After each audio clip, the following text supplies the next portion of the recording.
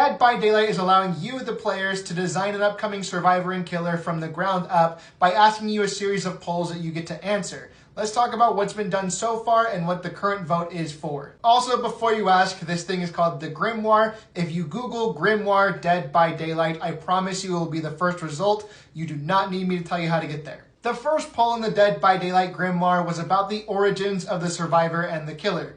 The survivor comes from a collapsed world, meaning the apocalypse has already happened, and the killer is otherworldly. The second poll was about what kind of apocalypse survivor and what kind of otherworldly killer is going to come to DBD. The survivor is one that has struggled throughout their entire life, and the killer is of a divine type of nature.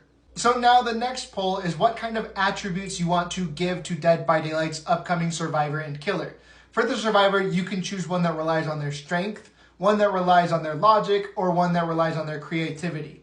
Additionally, you have a chance to kind of retcon the previous vote. If you don't like having an apocalypse survivor who has struggled their entire life, you can instead change it to an apocalypse survivor whose backstory is shrouded in mystery.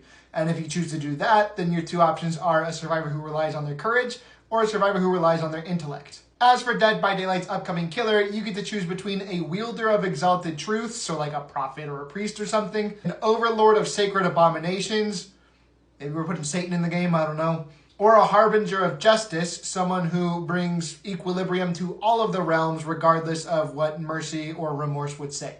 And finally, if you would like to retcon the upcoming DVD killer from a divine creature to a cosmic one, there are two additional options. You can choose the Carver of Haunted Thoughts that is born out of twisted imagination, so kind of like Dead by Daylight's pre-existing killers, the Dredge and the Unknown.